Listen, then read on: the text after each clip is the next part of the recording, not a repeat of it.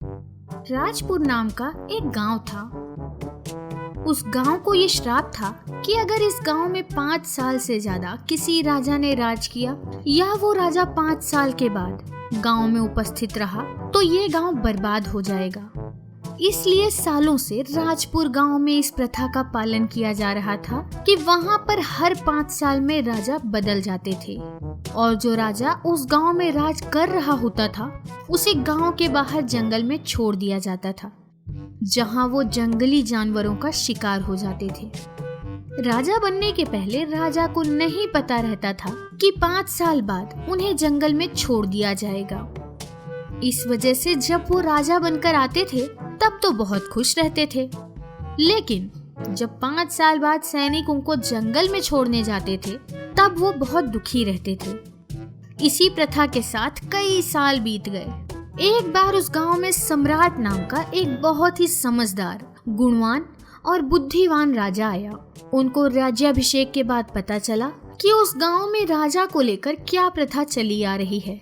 राज परिवार के पंडित ने सम्राट को बताया कि सम्राट, मैं तुम्हें इस गांव का और तुम्हारे जीवन का सबसे बड़ा सच बताने जा रहा हूँ। जी पंडित जी, बताइए। सम्राट, इस गांव को यह श्राप है कि यहाँ कोई राजा 5 साल से ज़्यादा राज करेगा तो ये गांव बर्बाद हो जाएगा।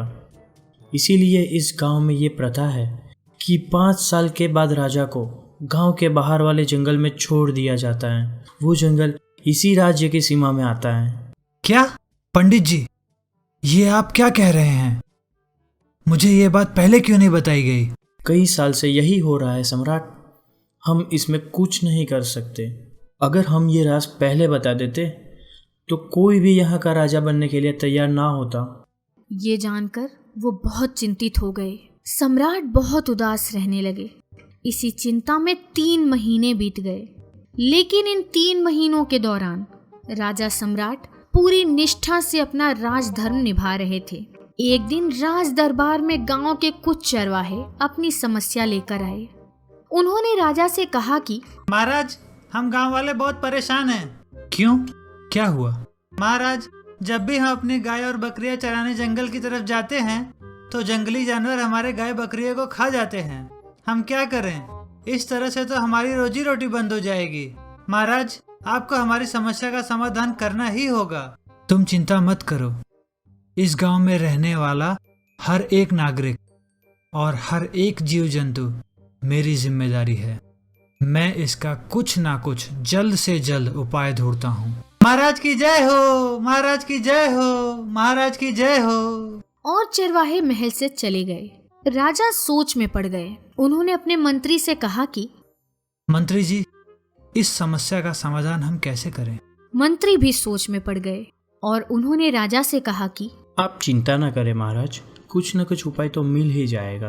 राजा एक दिन अपने बगीचे में घूम रहे थे और चरवाहों की समस्या के समाधान के बारे में सोच रहे थे।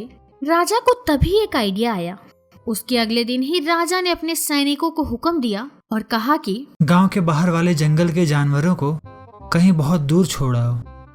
सैनिक सारे जानवरों को ट्रक में भरकर बहुत दूर छोड़ आए। सारे चरवाहे बहुत खुश हुए। इस समस्या के समाधान के साथ सम्राट को अपनी समस्या का समाधान भी मिल चुका था। फिर कुछ समय बाद सम्राट ने पूरे जंगल की सफाई कराई और वहां सड़क बनवाई और वहां सम्राट ने नगर बनवाने का काम चालू करा दिया। फिर राजा ने धीरे धीरे वहां कुछ सैनिक और गांव वासियों को वहां रहने भेज दिया। इस तरह ये सब काम करने में राजा की 5 साल की अवधि पूरी हो गई और राजा खुशी खुशी जंगल जाने के लिए तैयार हुए। जब राजा सम्राट जाने लगे तो बड़ा खुश थे। ये देख गांव वाले बड़ा अचंभित हुए।